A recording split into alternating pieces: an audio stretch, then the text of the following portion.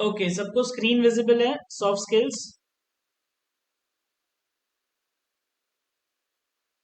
Yes sir. Okay, soft copy. ठीक है। जिनको जो मुझे नहीं जानते, आज फर्स्ट डे लेक्चर में आए हैं, उनके लिए मेरा नाम निखिल जैन है। और आज के सॉफ्ट स्किल्स के लेक्चर एंड आगे डिजिटल लिटरेसी के टॉपिक्स जो मैं कवर करने वाला हूँ। इसके अंदर सबसे पहले इंट्रोडक्शन मैं आपको यहाँ पे देना चाहता हूँ कि सॉफ्ट स्किल्स होता क्या है। तो सबसे पहला पॉइंट है ना गाइज, वो पर्सनालिटी डेवलपमेंट का है। हाँ, as a individual, as a person, मुझ में क्या क्या क्वालिटीज होनी चाहिए। और ये सारी क्वालिटीज गाइज, आप बिलीव करो कि नहीं करो, बट हमारे एनवायरनमेंट, हमारे नेबर्स, हमारे पेरेंटिंग, हमारी स्कूलिंग, ये सारी चीजें हमारी पर्सनालिटी पे इफेक्ट करती है। यस या नो? बोलो।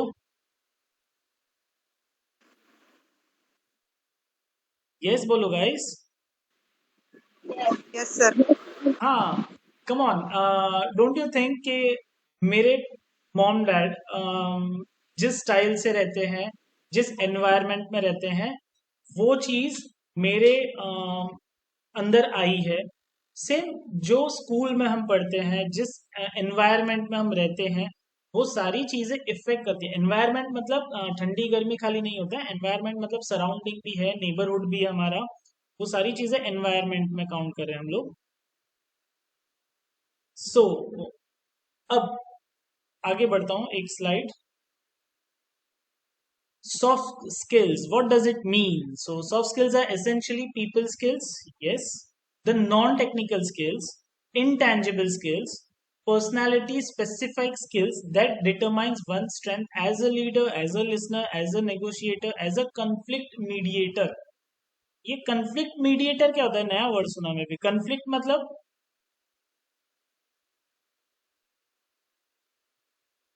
anyone? ओके, कन्फ्लिक्ट का मतलब झगड़ा सुलझाने वाला। कन्फ्लिक्ट मीडिएटर मतलब जो झगड़ा होता है ना, तो उसके बीच में वो आता है और वो दोनों पार्टीज को समझाता है, उसको हम लोग बोलते हैं कन्फ्लिक्ट मीडिएटर। ये भी क्वालिटी होती है, सबका सबके बस की बात नहीं है। हर कोई झगड़ा सुलझा भी नहीं सकता, हर कोई झगड़ा कर भी नहीं सकता। एग्जाम्पल, हर कोई डॉली बिंद्रा नहीं हो सकता। सो मैं भी नहीं हूँ। एज अ लीडर, अच्छा, लीडर और बॉस में डिफरेंस क्या होता है गाइस? लीडर और बॉस एक ही होता है ना? बॉस मतलब वही जो अपने हेड। लीडर लीड्स और बॉस ये ऑर्डर्स देता है, और लीडर सबको साथ लेके चलता है। यस, वेरी रा- good, very good, very good. Yes, एकदम सही जवाब। बॉस है, वो ऑर्डर देगा, वो काम नहीं करेगा। लीडर है ना, वो आपको काम बताएगा और साथ में करेगा आपके। और पूरे ग्रुप को एक साथ लेके चलेगा। That is called leader. Listener हमको पता है। ये लिसनर है ना, आप बिलीव नहीं करोगे, एक है ना मेडिकल में एक डिग्री है, साइकोलॉजिस्ट बोलते हैं। उन लोग है ना, कोई भी मेंटल कंडीशंस होता है ना कैंडिडेट्स का, तो उन लोग है ना उस चीज को सुनते हैं, उसकी प्रॉब्लम को सुनते हैं, फिर सोल्यूशन देते हैं।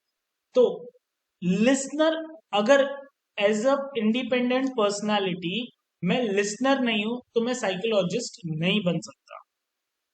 अगर मेरे अंदर लीडरशिप वाली क्वालिटी नहीं है, तो मैं एक नेता नहीं बन सकता। राइट? यही चीज है कि पॉलिटिकल में जाना है तो लीडरशिप वाली क्वालिटी होनी चाहिए। सेम नेगोशिएटर, आप सब बिलीव करो कि नहीं करो गाइस, हम सबकी मॉम्स होती है ना, वो बहुत खतरनाक नेगोशिएटर है। अ, इस चीज को सब मानते हैं कि नहीं मानते? मैं बिलीव यस। करता हूँ, मैं तो मानता हूँ। मेरी मॉम खतरनाक है नेगोशिएटर, नेगोशिएट करने में। मतलब सामने वाले ने 1000 बोला तो वो सीधा 100 बोलेगी, मतलब 90% प्रोडक्ट डिस्काउंट कर देती है।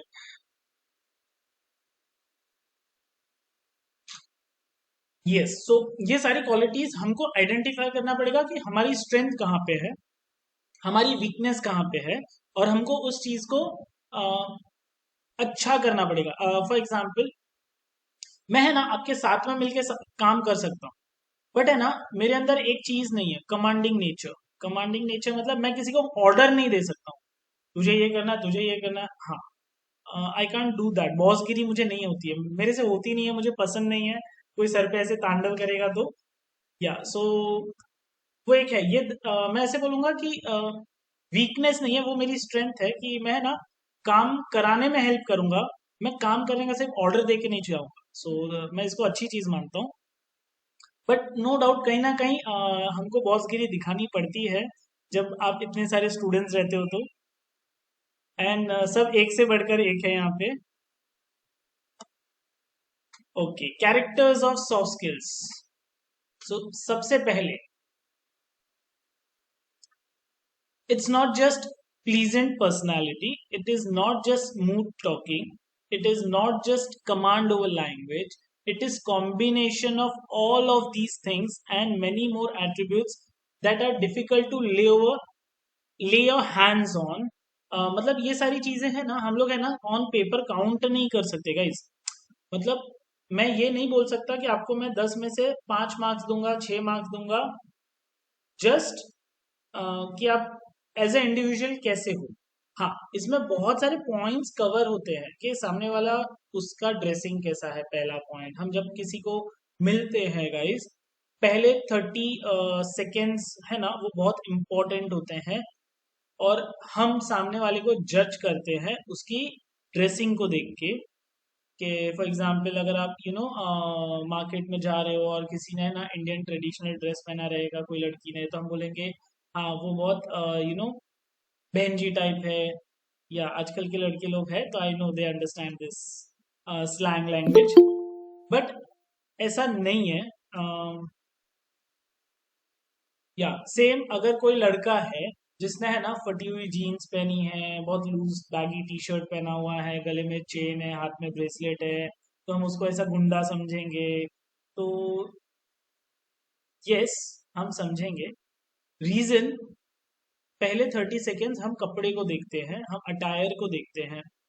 उसके बाद हम पहले क्या बात करते हैं, ये बहुत इंपॉर्टेंट है कि आपने फर्स्ट 30 सेकेंड्स में क्या बोला उसको। ए अबे इधर आ, ये वर्ड यूज किया, आपका एज ए इंडिपेंडेंट पर्सनालिटी के मार्क्स गिर जाएंगे। तो वो लैंग्वेज आपको ध्यान में रखना है। स्मूथ टॉकिंग बोलते मतलब अटक के डर के नहीं बोलना है। लैंग्वेज पे कमांड, यस आप इंग्लिश हिंदी क्या यूज कर रहे हो वो भी बहुत इंपॉर्टेंट है। अच्छा गाइस, आप मुझे बताओ, अगर किसी ने मुझे इंग्लिश में क्वेश्चन पूछा तो उसका जवाब मुझे इंग्लिश में ही देना चाहिए या हिंदी में दे सकता हूँ? कंडीशन, पहला कंडीशन कि मुझे है ना इंग्लिश 50-50 आती है। तो आप बोलो मुझे कोशिश करनी चाहिए इंग्लिश में ही रिप्लाई करने की या हिंदी में बोलना चाहिए?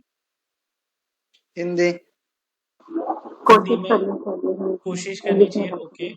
अब मैं बोलूंगा सामने वाले पर्सन को कौन सी लैंग्वेज समझ में आती है वो भी तो इम्पोर्टेंट है। Sir yes, language is not important कि आप नहीं नहीं कैसे नहीं, बात कर रहे हो उनसे, फॉर वो भी एग्जाम्पल सामने इम्पोर्टेंट है ना। मतलब फॉरेनर आप, है। नहीं नहीं, आपको जो बोलना है वो उन्हें समझ में आना चाहिए। यस, लाइक कम्युनिकेट होना हाँ चाहिए, उसको समझ में आना चाहिए। हाँ, वही हाँ, चीज मैं बोल रहा अगर था। आप इंग्लिश में एक्सप्लेन ही नहीं कर पाए तो बोलने का कोई फायदा ही नहीं है। यस, इससे अच्छा वेरी हिंदी गुड। में बोलो, कोई तो और ट्रांसलेट तो कर लेगा। यस, वेरी गुड, एकदम सही जवाब। जो मैं बताना चाहता था वो आपने बता दिया यहाँ पे। यही चीज है कि गाइस हम जब कोई भी लैंग्वेज में बात करते हैं तो बहुत इंपॉर्टेंट है सामने वाले को कम्युनिकेशन राइट एड्रेस होना चाहिए, सही तरीके से मैसेज डिलीवर होना चाहिए। अगर आपने इंग्लिश में ट्राई किया और अगर मैसेज डिलीवर नहीं हुआ तो हाँ, बट वही सेम चीज है कि आप हिंदी में या आप अपनी मातृभाषा में, मराठी में, गुजराती में, जो भी लैंग्वेज में आप बोलना चाहते हो वो ज्यादा इफेक्टिवली बोल पाओगे। तो yes, you should go with your most suitable language. हाँ, अभी कुछ ऐसा भी बोल सकते हैं कि सर इन बिटवीन अगर कोई अंग्रेज आ गया तो उसको कौन समझाएगा, कैसे बोलेंगे? तो कम ऑन गाइज, वहां पे जैसे उसने एक पर्सन ने कहा कि ट्रांसलेटर मीडिएटर हो सकता है कोई। तो yes, we can try that. And हमको नहीं पता ना सामने वाले को लैंग्वेज आती है कि नहीं, तो हम लोग पूछ सकते हैं लैंग्वेज कौन सा उसको समझता है। हमेशा आपका मैसेज सही डिलीवर हो, वो ज्यादा इंपॉर्टेंट है, इस चीज का ध्यान रखो। Yes, moving to the next point, soft skills or इसको क्या प्रोनाउंस करेंगे?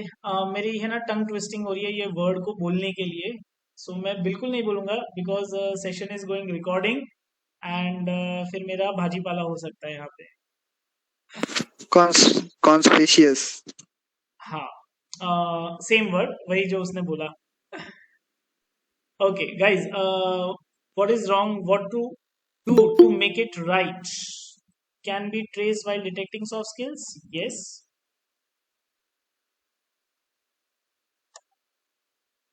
Okay, moving to the next point, soft skills क्यों जरूरी है? क्योंकि ये कहीं पे भी आपको काम आएगा गाइज। अगर आपको अच्छे से कम्युनिकेट करते आता है, अगर आपको मैसेज को डिलीवर करते आता है, अगर आपकी पर्सनालिटी अच्छी है, अगर आप अच्छे लीडर हो या नेगोशिएटर हो या लिसनर हो, तो ये सारी क्वालिटीज मिलके आपको किसी भी इंडस्ट्री में हेल्प करेगी। आईटी इंडस्ट्री में तो हेल्प करना ही है, मैन्युफैक्चरिंग इंडस्ट्री में हेल्प करेगा बिकॉज वहां पे लोगों को संभालना है। फैमिली बिजनेस आपका कोई है तो हेल्थ केयर सेक्टर है, कम ऑन, हम लोग इस हेल्थ केयर सेक्टर के अंदर तो सबसे इम्पोर्टेंट है कि आप बहुत ही बात करने में प्लीजेंट रहो, दादागिरी ना हो लैंग्वेज के अंदर, टोन के अंदर, अ, बहुत पोलाइटली आपको बात करनी पड़ती है। एजुकेशन स्ट्रीम में आप देखो, अ, जो टीचर है ना बहुत दादागिरी करते या गुस्से वाले रहते हैं, वो स्टूडेंट्स को जल्दी पसंद नहीं आते। लेकिन वहीं पे हमको है ना एक सुमा मिस थी, वो बहुत पसंद थी बिकॉज वो बहुत पोलाइट थी, सॉफ्ट थी, एक बार नहीं समझा दूसरी बार आराम से बात करती बताती। लैंग्वेज था, मतलब मैं जेवियर्स में था तो उस टाइम पे वो इंग्लिश में बहुत ज़्यादा कम्युनिकेट होता था and I was the first person जो मतलब नॉन इंग्लिश मीडियम से फिर इंग्लिश मीडियम में गया था, सो जेवियर्स कम ऑन।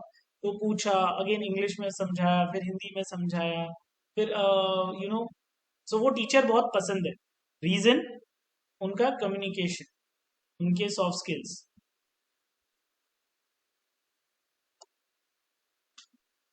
अच्छा गाइस, पॉइंट नंबर 3 है ना, यहाँ पे मैं एक आपको लाइव एग्जांपल देना चाहूंगा। एक है ना, इलॉन मस्क को हम सब जानते हैं। सो इलॉन मस्क ने है ना एक टीवी शो के होस्ट के टाइम पे बताया था कि बहुत सारे कैंडिडेट्स लोगों को निकोला टेस्ला पसंद है because he was good engineer जिसके पास 300 से ज्यादा पेटेंटेड है। वहीं पे इलॉन मस्क ने बोला कि मुझे ना थॉमस एल्वा एडिसन पसंद है बिकॉज उनके पास बहुत कम पेटेंट है, बट एक बल्ब के लिए वो जाने जाते हैं इंडस्ट्री में, और वो बल्ब की मार्केटिंग उन्होंने बहुत अच्छे से की। गाइस आप समझ रहे हो, निकोला टेस्ला ने ज्यादा इन्वेंशंस किए, still he was not famous. वो 100 इयर्स के बाद, उनकी डेथ के 100 इयर्स के बाद वो फेमस हुए बहुत world wide. But Thomas Alva Edison हमको बुक में पढ़ाया जाता है, क्यों? बिकॉज उन्होंने एक ही चीज बनाई थी, बल्ब, और उस चीज को उन्होंने मार्केटिंग अच्छे से की, पहला पॉइंट। दूसरा, उन्होंने लोगों को डिलीवरी करवाई, डिलीवरी मतलब प्रोडक्ट है ना घर घर तक पहुंचाया। ये दो काम उन्होंने बहुत अच्छे से किए। जबकि निकोला टेस्ला ने वो डिजाइन्स बनाई, मैंने प्रोडक्ट बनाया, बट वो प्रोडक्ट इजी अवेलेबल नहीं था मार्केट में लोगों को। So that is the reason लोग थॉमस एल्वा एडिसन को ज्यादा जानते हैं, ना कि निकोला टेस्ला को। So guys, Thomas Alva Edison के पास सॉफ्ट स्किल्स नाम की एक चीज थी जिसकी वजह से उन्होंने एक बल्ब बनाया, लेकिन उसके लिए वो पूरे वर्ल्ड में फेमस थे। Soft skills can not be measured, it's very difficult to measure soft skills. Guys हम लोग यहाँ पे सेशन में 25 लोग अलग अलग टाइप के हैं, हर एक की पर्सनालिटी इंडिपेंडेंट है, सबकी पर्सनालिटीज अच्छी है, सबका कम्युनिकेशन अलग है, सबके कम्युनिकेशन का स्टाइल अलग है, लेकिन सब अच्छे हैं कम्युनिकेट करने में। जैसे अभी आपने इन बिटवीन सब स्टूडेंट्स यहाँ पे कम्युनिकेट कर रहे थे, आंसर्स दे रहे थे, तो सब लोग वैलिड रीजन बता रहे थे। सो यस, खाली एक ही चीज है जो यहाँ पे मतलब डिफिकल्ट है, उस चीज को मेजर करना। मैं अपने आप को 10 में से 10 दूंगा, आप सबको भी मैं 10 में से 10 दूंगा because we all are good.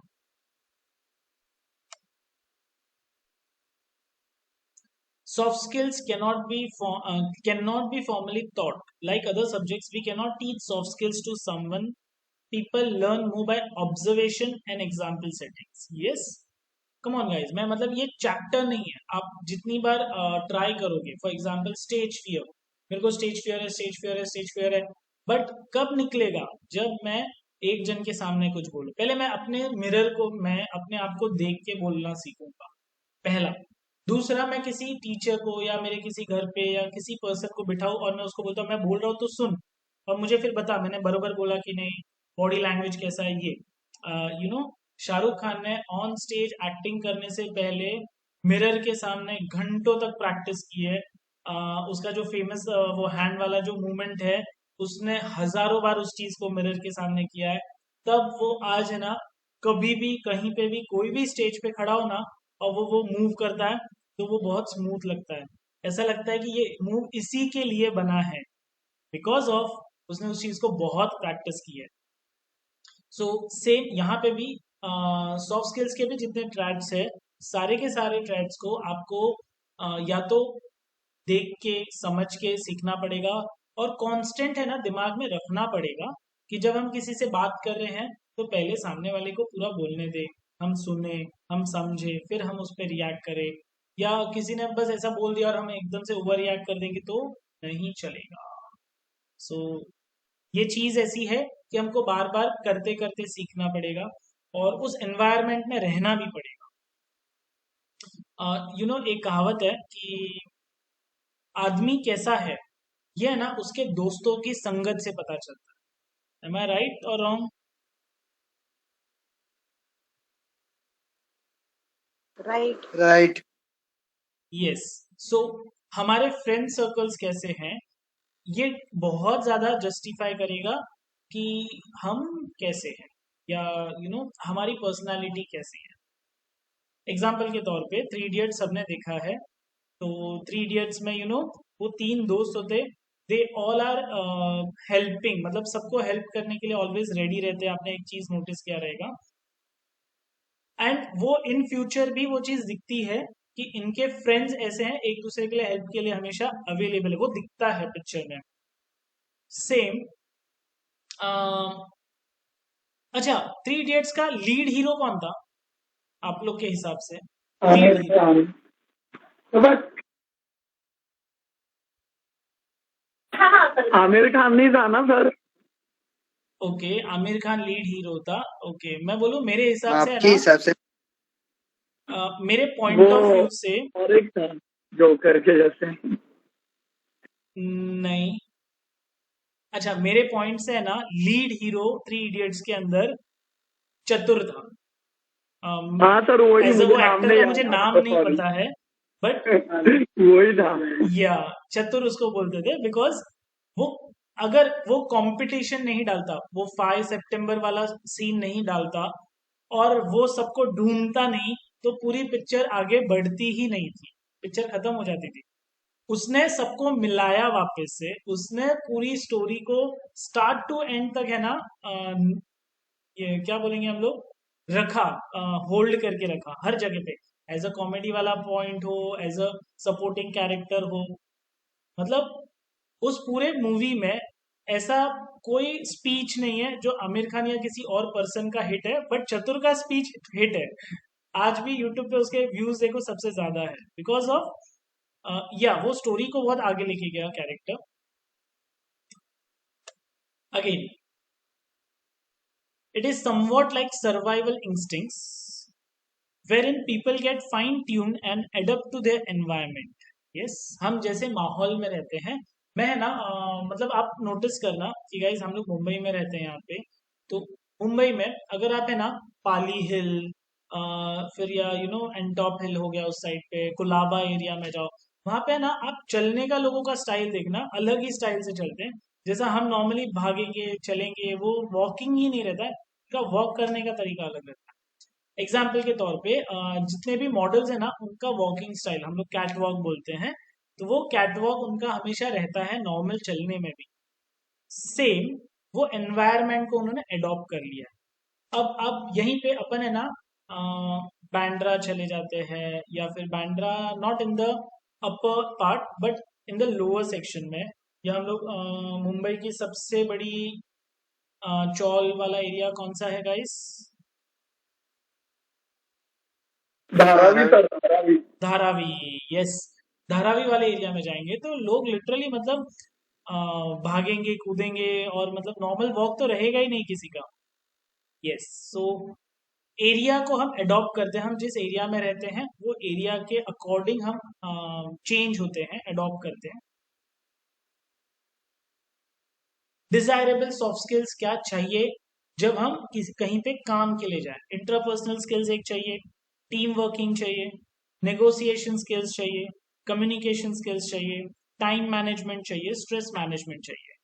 Guys ये 3 5 6, 6 के 6 तो जॉब करने के लिए आपको लगेंगे ही लगेंगे, अपार्ट फ्रॉम योर स्किल्स। आप जिस भी फील्ड में काम कर रहे हो, आप लॉयर हो, आप डॉक्टर हो, आप इंजीनियर हो, इनके अलावा ये पॉइंट्स चाहिए तो ही वो बात होगा। कैसे सर, ऐसा थोड़ी है। ओके, एग्जाम्पल के तौर पे मैं ना एक मैकेनिक को जानता हूँ। वो पर्सन बहुत मस्त गाड़ी ठीक करता है, बिलीव मी। मतलब अगर उस पर्सन को गाड़ी दिया तो लिटरली, जस्ट अ सेकेंड, गाड़ी दिया ना, वो तुरंत पर्सन है ना गाड़ी स्टार्ट करेगा, एक राउंड लेगा और उसके बाद बता देगा ये प्रॉब्लम, ये प्रॉब्लम, ये चेंज करना, ये चेंज करना, तुरंत। माल खाली चला के एक बार आएगा, उतने में उतना नॉलेज है। बट बात करने में पता है कैसा है? अगर फॉर एग्जाम्पल वो गाड़ी में लेके जाऊंगा ना उसके पास, पहला उसका रहेगा, नहीं नहीं अभी नहीं, टाइम नहीं है हमारे पास। बिलीव मी, उसका टोन ऐसा होता है। मैकेनिक बहुत अच्छा है बट है ना बहुत रफ रहेगा, बिकॉज ऑफ काम मैं समझता हूँ। बट कस्टमर है तो कस्टमर के सर अभी थोड़ा सा यहीं पे अगर वो बोले इस तरीके से कि सर यहाँ पे अभी एक काम चालू है, या भाई यहाँ पे अभी काम चालू है, आप गाड़ी रख के जाओ, थोड़ी देर बाद आओ, फिर मैं चेक करता हूँ, या आज आप रख दीजिए गाड़ी, कल होगा रेडी, मैं कल आपको बिल भेज देता हूँ या कोटेशन भेज देता हूँ। तो वो इस चीज को भी ऐसे लेके जा सकता है। बट वो रूडनेस होने की वजह से लोग उसके पास कम जाते, अवॉइड करते हैं, जब तक कोई और नहीं मिलता। सो गाइस, बहुत जरूरी है स्किल्स के साथ में ये सारे ऑप्शंस भी, सॉफ्ट स्किल्स को भी आना चाहिए। एक है हार्ड स्किल्स जो हम काम करते हैं, एक है सॉफ्ट स्किल्स जो हमारी पर्सनालिटी को आगे लेके आते हैं। अब क्या क्या आगे लेके आना है? तो पहले तो टीम प्लेयर होना चाहिए, लोगों के साथ मिल के काम करना चाहिए। अच्छा, आप सबने एक मूवी है हॉकी की, गोल्ड, देखी है? अक्षय कुमार की गोल्ड मूवी हॉकी के ऊपर है। नहीं सर, आज देखेंगे। ओके, जरूर देखना, टीम प्लेयर के नाम पे है गाइस। कोई भी एक पर्सन है ना पूरा क्रिकेट मैच नहीं जिता सकता, पूरा हॉकी का मैच एक पर्सन नहीं जिता सकता। उसमें बॉल पास होती है एक से दूसरे की तरफ, तो खाली मैं गोल तक लेके जाऊंगा तो वो नहीं होने वाला है। तो यस, अगेन चक दे इंडिया का एक एग्जांपल जैसे आया। सो ये सारी मूवीज एक्चुअली आप देख सकते हो गाइस, बिकॉज मिशन मंगल है, चक दे इंडिया है, फिर अगेन गोल्ड है। सो आई बिलीव देखना एक बार, टीम प्लेयर के नाम बहुत अच्छी पॉइंट्स है यहाँ पे। सेम यहाँ पे कम्युनिकेशन स्किल्स होना चाहिए, लीडरशिप होनी चाहिए, सेल्फ कॉन्फिडेंस होना चाहिए, अकाउंटेबिलिटी होनी चाहिए। अकाउंटेबिलिटी मतलब अपने ऊपर कोई डिपेंड होता है ना, तो यस वी आर देयर। मतलब मेरे भाई ने मुझे कुछ कंप्यूटर्स का था, तो वो इतना डिपेंडेंट है कि, नॉट डिपेंडेंट है मतलब ओवर कॉन्फिडेंस बोलूँ, कॉन्फिडेंस बोलूँ, कुछ भी। बट अरे निखिल है ना, कंप्यूटर है, निखिल है देख लेगा, अरे उसको सब मालूम है, वो इंजीनियर है। मतलब पहले प्रॉब्लम तो तू बता भाई, पहले वो इंजीनियरिंग का प्रॉब्लम है। इंजीनियरिंग में 10 टाइप होता है, मैंने सॉफ्टवेयर हार्डवेयर किया है। सो तो उसमें एक चिप रिप्लेसमेंट का था काम, जो सोल्डरिंग करना था, तो मैंने सोल्डरिंग नहीं की है, मुझे नहीं आती है। तो अरे यार, बोला हाँ, तो एक ये ओवर कॉन्फिडेंस उसका मेरे ऊपर। सो वैसे ही अकाउंटेबिलिटी में है ना, सामने वाला पर्सन अपने ऊपर डिपेंडेंट है, कोई एक पर्टिकुलर टाइम पे ये भरोसा रखता है, ये काम है वो ये पर्सन कर देगा। वो होना बहुत जरूरी है लोगों का आपके ऊपर, for your particular job role. Example के तौर पे हमारे सबके पेरेंट्स अकाउंटेड है हमारे ऊपर कि आगे जाके हमारा लड़का, हमारी लड़की है, वो घर को आगे लेके जाएगी, घर का नाम रोशन करेगी, घर का नाम रोशन करेगा, पैसा कमाएगा, नाम कमाएगा। यस, सो सेम वही पॉइंट है कि वो चीज़ होनी चाहिए। और अब देखो वो क्या है, मतलब क्यों लोग आपके ऊपर ज़्यादा बिलीव करते हैं, भरोसा करते हैं, और क्या क्वालिटी लोगों के पास जा रही है, आपकी अच्छी वाली क्वालिटी क्या जा रही है। सो इस चीज़ को भी आपको ध्यान रखना है। एज ए इंडिविजुअल मुझे क्या नहीं आता, मुझे ये भी ध्यान रखना। प्रॉब्लम सॉल्विंग है कि नहीं, अरे ये प्रॉब्लम है, वो प्रॉब्लम है, हम प्रॉब्लम गिनाते रहेंगे नहीं। हाँ, ये प्रॉब्लम है, ठीक है, प्रॉब्लम्स आने वाली है लाइफ में गाइस, बट इसका सोल्यूशन क्या है? Time management. और यहाँ पे ये वर्ड आधा हो गया है, but I think resilience, resilience is exact word. Just a minute, let me check guys. Yes, resilience means flexibility, flexibility means हम कोई भी टाइप का काम कर सकते हैं। अरे ये काम मैं नहीं करूँगा, ये मेरा काम नहीं है, या वो काम आता रहेगा तो वो ऐसा बोलेगा कि नहीं करूँगा, मेरे को ये मेरा काम है।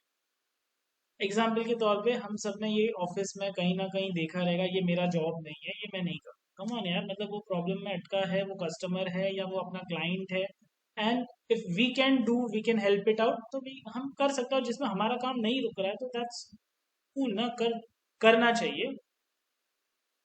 तभी हमारे जॉब लाइफ में, वर्क लाइफ में हम लोग आगे बढ़ सकते हैं। अगर हम सिर्फ पकड़ के चलेंगे कि आई am a faculty for particular subject और मैं सिर्फ यही सब्जेक्ट पढ़ाऊंगा, जबकि मुझे दूसरा सब्जेक्ट आता है और मैं नहीं पढ़ाऊँ, that is wrong. Intrapersonal skills. So, what do you mean by intrapersonal skills?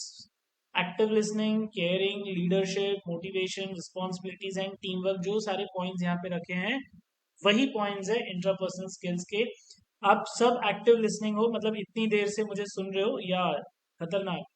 Caring, अरे सब लोग है, I believe from my heart, yes, आप सब केयरिंग हो नेचर वाइज। लीडरशिप, मैंने सबको बहुत ज़्यादा नहीं देखा है तो आई कांट से कि कौन कौन लीडरशिप होगा, लीडरशिप की क्वालिटीज रखता है।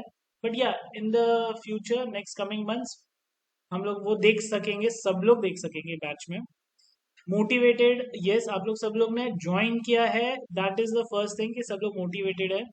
रिस्पॉन्सिबिलिटी, अगेन मैंने नोटिस किया बहुत सारे कैंडिडेट्स है जो कि अपना एडमिशन प्रोसेस खुद देख रहे हैं, देख रही है, सारी चीज़ें वो खुद से कर रहे हैं, मतलब किस कॉलेज में एडमिशन लेना है, क्या चीज़ का एडमिशन लेना है, क्या कोर्स करना है, आगे क्या हेल्प करेगा मुझे। मतलब गाइज, मैं ऐसे बैकग्राउंड से बिलोंग करता हूँ जहाँ पे घर पे लोग बोलते हैं कि आपको बीकॉम ही करना है, आपको सीए की डिग्री ही लेनी है। उसके अलावा आप लोग इंडिपेंडेंटली होके इतने अलग अलग सेक्टर्स में घर पे जो बैकग्राउंड नहीं है, and still you are doing that thing. For example, मैंने जब कंप्यूटर्स किया तो मुझे मेरे घर में, मेरे खानदान में कोई नहीं था जिसको आईटी का नॉलेज है, या जो मुझे गाइड कर सके कि निखिल आईटी में ये डिग्री होती है, ये डिग्री होती है, नहीं था। बट या आई वॉज रिस्पॉन्सिबल मेरे करियर के लिए। सो मेरे फादर के एक फ्रेंड थे तो उनको मैंने पूछा, एंड ही सेड कि अपार्ट फ्रॉम बीकॉम तू ये चीज़ें कर तो तेरे को आगे जाके तू कर सकता है। मैंने उस टाइम पे एडमिशन ले लिया था, उसके बाद मैंने कॉमर्स लाइन में एडमिशन ले लिया था, उसके बाद ये चीज़ हुआ। एंड उसका बेनिफिट मुझे हुआ कि वहीं पे मेरे कुछ कजन्स है, उनको सिर्फ बोला कि तू बीकॉम कर दे या तू बीए कर दे, वो भी पूरा नहीं हुआ, इन बिटवीन उन्होंने छोड़ दिया, एंड आज दुकान पे जाके बैठे। तो एक जो करना चाहते थे वो किया नहीं, और जो कर रहे हैं वो पसंद नहीं। तो गाइस, मतलब अपनी रिस्पॉन्सिबिलिटी तो लो, उसके बाद फैमिली की रिस्पॉन्सिबिलिटी, उसके बाद अ, लोगों की रिस्पॉन्स, एरिया की responsibility. So yes, responsible citizenship होनी चाहिए। Team work, yes we are.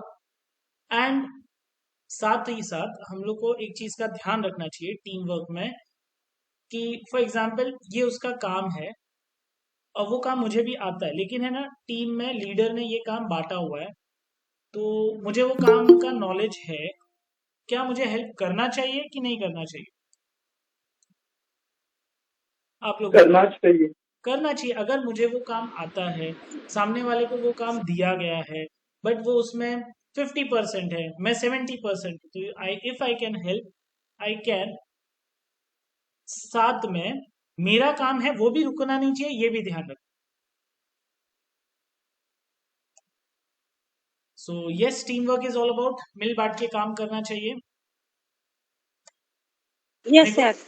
Negotiation skills, negotiation skills बहुत सिंपल है।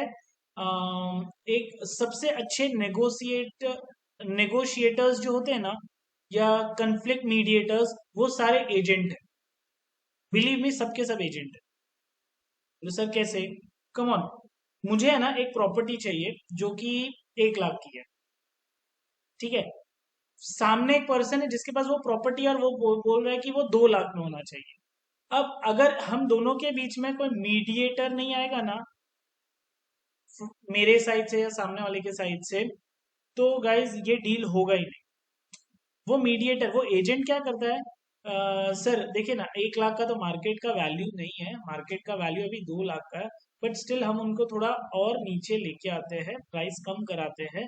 उनको बोलते हैं कि मार्केट, वो उसको बोलेगा कि सर मार्केट इतना बड़ा नहीं है अभी, 2 लाख में लोग जल्दी नहीं लेते हैं, कोविड के बाद सिचुएशन ऐसा है कि जल्दी से जगह जाती नहीं है, तो हम थोड़ा सा उसको कम करके देंगे तो वो भी ले सकता है।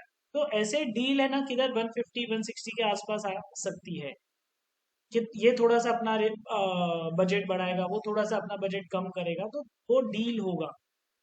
अगर वो नेगोशिएशन स्किल्स नहीं आएगा ना, अगर दोनों साइड में रिलेशनशिप को बचाने के लिए या वो डील को बचाने के लिए, तो हम नहीं कर पाएंगे। अच्छा, negotiation is not always come कराना, हाँ वो बढ़ाना कम कराना कुछ भी हो सकता है, डिपेंड्स। मेरे पास एक प्रोडक्ट है जो कि 100 रुपए का, अगर मैं उसको 200 में बेच सकूं तो या I am a good salesman. So वो नेगोशिएशन स्किल्स होते हैं, नेगोशिएट करना, कि हमको ये भी चाहिए, ये भी चाहिए, वो भी चाहिए, इतना चाहिए, इतने में चाहिए, ये सारी चीजें इसके अंडर में आती हैं। सो अगर वो नहीं है तो आपको सीखनी पड़ेगी कि वो कैसे करते हैं जो काम, जो पर्सन जितना अच्छा है उसको देख के ऑब्जर्व करके अपने को सीखना पड़ेगा। और कुछ ट्रिक्स होते हैं जो हम लोग इन सेशंस इन क्लास भी देखेंगे। कुछ मेरे पास गेम्स है, कुछ मेरे पास एक्टिविटीज है जिससे हम ये चीज को आगे बढ़ा सकते हैं। Communication skills, yes, active listening, listening और हियरिंग दो अलग अलग चीजें होती है गाइज, ये हमेशा ध्यान रखना।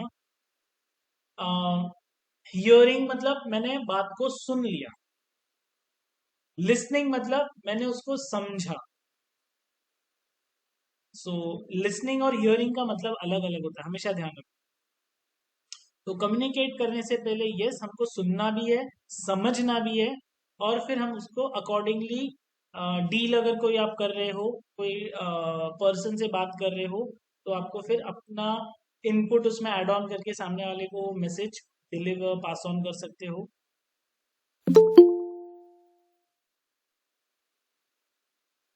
Time management, come on guys, मतलब मैंने स्टार्टिंग में ही बता दिया था कि 1 सेकेंड की वैल्यू उससे पूछो जिसका एक्सीडेंट अभी जस्ट होते होते बचा है। 1 मिनट की वैल्यू उससे पूछो जिसकी अभी अभी ट्रेन छूट गई है। 1 घंटे की वैल्यू वो स्टूडेंट से पूछो जो पेपर में लेट पहुंचा है। एंड सेम, मतलब एग्जाम्पल्स बहुत है, बट यस हमको। अच्छा, आप लोग मुझे बताओ, अगर हमको कहीं पे पहुंचना है, कहीं पे जाना है, ट्रेन है 10 बजे का, ट्रेन नहीं, चलो मीटिंग है हमारा, ठीक है, इंटरव्यू है, और इंटरव्यू के लिए हमको 10 बजे बुलाया है, तो हमको कितने बजे पहुंचना चाहिए? 9:45। यस, 15 to 10 मिनट्स पहले पहुंच जाना चाहिए। अब 10 बजे का इंटरव्यू है, कोई 9:30 बजे या 9 बजे पहुंच गया, तो बताओ वो सही है गलत है? गलत है सर, बोलेंगे बहुत जल्दी आके बैठा है ये भी। हाँ, बहुत जल्दी आके बैठा है वो भी होगा, प्लस आप अपना खुद का टाइम वेस्ट कर रहे हो, भूल गुजार। उसको यूटिलाइज आप कर सकते हो किसी चीज में। यस, सो टाइम मैनेजमेंट यही है कि आप बिलीव नहीं करोगे, इलॉन मस्क ने अपने सारे के सारे स्केड्यूल्स को कुछ 5 या 15 मिनट्स के इसमें डिवाइड कर सकता है, किया हुआ है। जो भी मीटिंग होती है ना, वो सीधा एक ही उसका डायलॉग है कि अगर तुम मुझे ये 5 मिनट में या 15 मिनट में नहीं समझा सकता तो वो मीटिंग ही खत्म कर देता हो। आप समझ हो गाइस, उसने वो इतनी बड़ी ऑर्गेनाइजेशन को चलाने के लिए टाइम को कितना ध्यान रखा है। सेम आप देख रिलायंस अंबानी ग्रुप्स को देख सकते हो, रतन टाटा जी को देख सकते हो। हालांकि वो रिटायर्ड है बट स्टिल वो आज की डेट में बहुत एक्टिव है, सोशल मीडिया पे बोलो, इवेंट्स में बोलो। तो टाइम उनके पास भी उतना ही, हमारे पास भी उतना। अब हम उसको यूटिलाइज कैसे करते हैं वो हमारे हाथ में है। और सबसे बेस्ट वाला काम गाइस, आज मुझे है ना जो जो काम करना है सुबह से शाम तक में, उसका लिस्ट मुझे कब बनाना चाहिए? सर आपका नेटवर्क है। ओके, बाकी नेटवर्क स्टूडेंट्स आप लोग को फ्लक्चुएशन। वॉइस आ रही है प्रॉपर? Yes guys. सो टाइम मैनेजमेंट, जैसे अभी मैंने जस्ट आपको सारे एग्जांपल्स दिए। Stress management another main trait है कि मुझे कितने सारे काम है एंड हम सारी चीज़ों को सर पे लेके चलेंगे ना तो वो नहीं चलेगा। कम ऑन, आप जॉब पे हो और आप घर का टेंशन लेके बैठे हो तो वो नहीं होगा। आप घर पे हो, आप ऑफिस का काम लेके बैठे हो तो वो भी सही नहीं है। तो हमको इस चीज़ को सीखना पड़ेगा कि ये सारी चीज़ों को अवॉइड कैसे करते हैं। I won't say avoid is the exact word, but deal कैसे करते हैं। अवॉइड मतलब गलत हो जाएगा, एक्चुअली वो वर्ड सही नहीं है सिचुएशन को बेस को। अब यहाँ पे stress management is all about हमारे प्रेशर को, हमारे काम के स्ट्रेस को हम कैसे मैनेज करते हैं।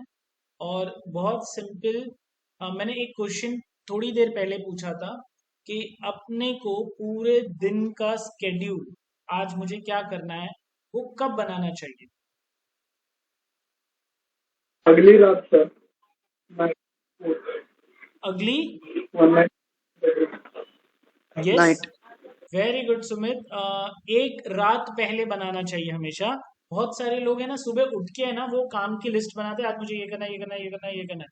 नहीं, आपको रात को है ना करना है कि कल मुझे सुबह उठ के ये करना है, फिर ये करना है, फिर ये करना है, फिर ये करना है, फिर ये करना है। सारे चेकलिस्ट तब बनाना चाहिए। उसका रीजन, हमारा दिमाग है ना पूरे दिन में बहुत सारे डिसीजंस लेता है। तो वो डिसीजंस में है ना ज्यादा हम उसको अगर ये देंगे ना, जैसे सुबह उठते ही क्या कपड़ा पहनूं, क्या कपड़ा पहनूं, क्या कपड़ा पहनूं, ऐसा सोचेंगे तो पहला दिमाग को टेंशन दे दिया अपन। उसके बाद मैं कैसा दिख रहा हूँ, कपड़ा जूता ये सब बरोबर है कि नहीं, वो। फिर कौन सी ट्रेन पकड़ूंगा, कौन सी बस पकड़ूंगा, ये टेंशन। उसके बाद ऑफिस में जाएंगे, लेट पहुंचे तो और सुनने मिलेगा, वो सुनाएगा तो वो टेंशन लेके बैठ जाएंगे। तो इसके लिए बेस्ट है कि आपके पूरे डे का स्केड्यूल एक रात पहले बना दो कि सुबह उठ के आप ये करोगे, फिर ये करोगे, फिर ये करोगे। तो जिसमें क्या हो जाएगा, एक आपके अगले दिन सुबह है ना आप फ्रेश रहोगे, उठते ही आपको पता है ये काम लिखे हुए हैं, करना है। हमेशा ध्यान रखना ये चीज को। एंड मैं खुद इम्प्लीमेंट करता हूँ, not on daily basis, but मुझे कभी भी इवेंट होता है या कभी भी कुछ काम होता है, स्केड्यूलिंग होती है ना, तो वो एक रात पहले है ना मैं लिस्ट बना देता हूँ। उस दिन मेरे को नेक्स्ट डे सुबह बहुत सुकून रहता है। एंड हमारे एक बहुत अच्छे पर्सन है जो अभी इस दुनिया में नहीं है, स्टीव जॉब्स करके, but Bill Gates, mark Zuckerberg का आज भी ये डायलॉग है। तो आप लोग ने नोटिस किया उन लोग एक जैसे कपड़े पर पहनते हैं? वो एक जैसे कपड़े पहनने का रीजन, क्या दिमाग को उन्होंने स्ट्रेस दिया ही नहीं कि क्या पहनना है। मेरे पर ब्लैक टी शर्ट और ब्लू जीन्स अच्छा लगता है, ब्लू जीन्स ने उस टाइम पे ब्लू डेनिम बोलते थे, डेनिम अच्छा लगता है, ब्लैक स्वेग शर्ट उनका अच्छा लगता है, दैट्स इट। उन्होंने वो एक ड्रेस कोड ही रख दिया start to end, most of the time. तो दिमाग के ऊपर प्रेशर नहीं है कि हमको क्या पहनना है, ये सोचना है। नो, सेम गाइस, आज की डेट में आप बोलोगे सर ऐसा थोड़ी चलता है। गर्ल्स बोलेंगे सर ऐसा आप बोल रहे हो, हम लोग लड़की लोग एक जैसा कपड़ा रोज पहनेंगे तो सब हमको क्या क्या बोलेंगे पता नहीं। So yes I understand that. तो इसका प्रिपरेशन आप पहले से कर सकते हो कि ये ड्रेस कोड है, उसके साथ में ये चीज़ें, एसेसरीज एक्चुअली बहुत सारी है। प्लस साथ में मैं ये बोलूँगा कि अ, एक लड़के को गिफ्ट देना है ना, तो वी हैव 4 ऑप्शंस। या तो शर्ट दे सकते हो, या तो ट्राउ जीन्स दे सकते हो, या तो वॉलेट दे सकते हो, या तो शूज दे सकते हो, या तो बेल्ट दे सकते हो। बेल्ट बहुत कम लोग देते हैं, बट ये 4 ऑप्शन है, सर उसको वो गिफ्ट में कभी भी दे सकते हैं, राइट? अब गर्ल्स पॉइंट ऑफ व्यू सिर्फ 4 ही चीजें, मतलब अगर कोई हमारा फ्रेंड 5 साल से है तो उसको सोचना पड़ता है कि ये मैंने उसको दिया था, ये भी मैंने दिया था, अब क्या दूं, ऐसा हो जाता है। वहीं पे किसी गर्ल का बर्थडे है और उसको कुछ गिफ्ट देना है, तो कितने वैरायटी है, मतलब कान के झुमके से लेके पायल तक कितने सारे ऑप्शंस है। एसेसरीज बोल सकता हूँ मैं, या अपार्ट फ्रॉम ड्रेस। सो ये भी चीज काउंट होती है।